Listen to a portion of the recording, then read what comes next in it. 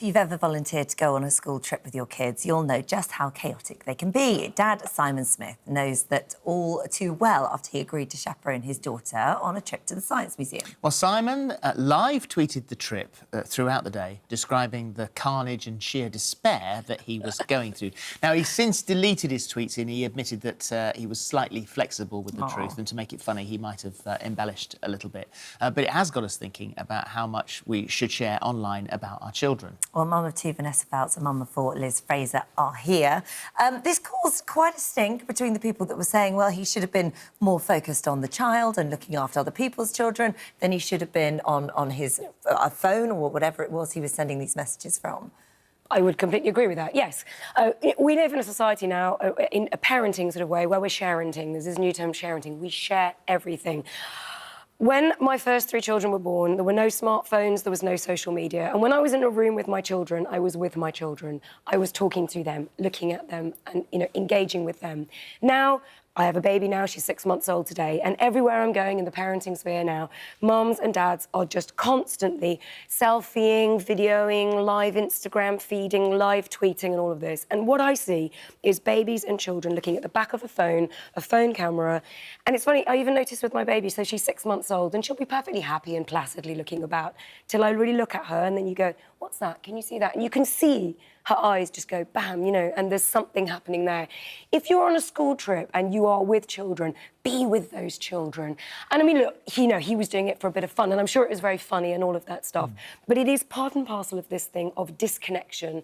We are constantly connected to things outside of the room. Nobody's really present, and it's so damaging to our own well-being and to the way that we're raising our children. I really, really do believe that to be true. And cue. Well, I would agree, sir, with my learned colleague in every other respect, but not in this particular instance, because anyone who's been on that dreaded school outing with their kids, number one, that is the gesture of commitment. You've agreed to go on the outing. You don't have to go, you've said you'll go. That means you're setting yourself up to be spewed all over by other people's children, crawled all over, and you have to do that thing where they give you 6 to look after, and all day you're counting down 1, 2, where's 4? Oh, my God, where's 5? What's happened to it? 1, 2, 3. You can't breathe all day. You're so worried about other people's children. The guy was on the outing. He gets maximum points for that, don't you think? No, not at all. Oh, come on. And plus, the kid is bonding with all the other kids on the outing. Well, he has a few minutes to send an amusing tweet. If it was the only way he could survive intact. But that's not what he was doing. I'm the casualty of a school outing to Beaconscott.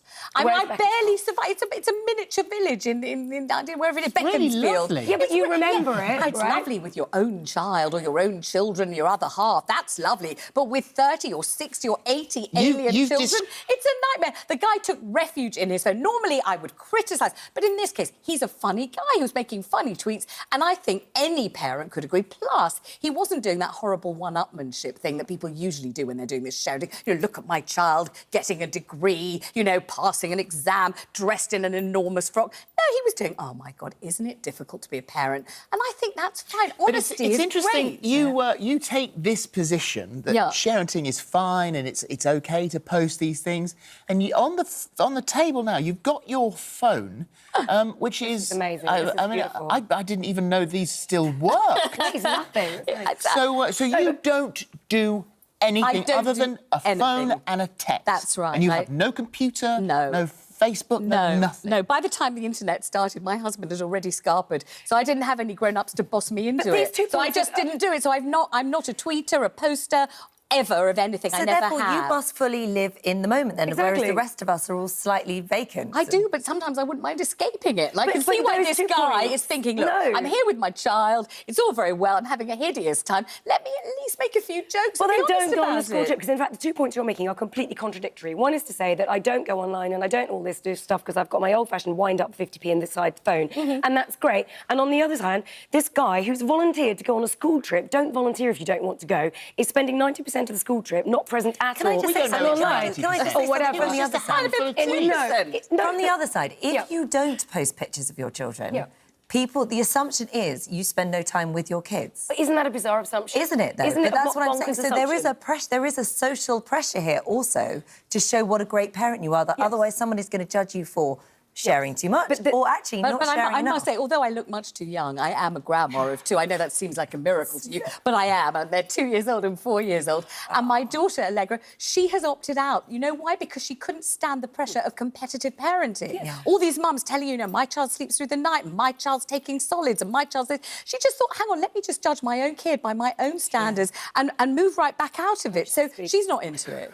Do you know what I think the biggest change that's occurred is this live thing. It's live tweeting, it's Insta stories, OK? So I write about my family and you've written about your family and I'm a writer and that's fine and there are columnists and all sorts of things. We write in our offices when our children are asleep or at school or wherever else. Now it's live and it's this thing of walking down the road, tweet, here I am walking down the road, here's the coffee that I'm drinking right now. And it's that element of not being present. And to anyone watching now, to parents watching now, I really do implore us all, and I'm guilty of it as well, but to try, next time you're going to live Insta story, live tweet or whatever, take a selfie of your baby, just stop and go, who am I doing this for? Is it for them? Is it for me? Who is it for?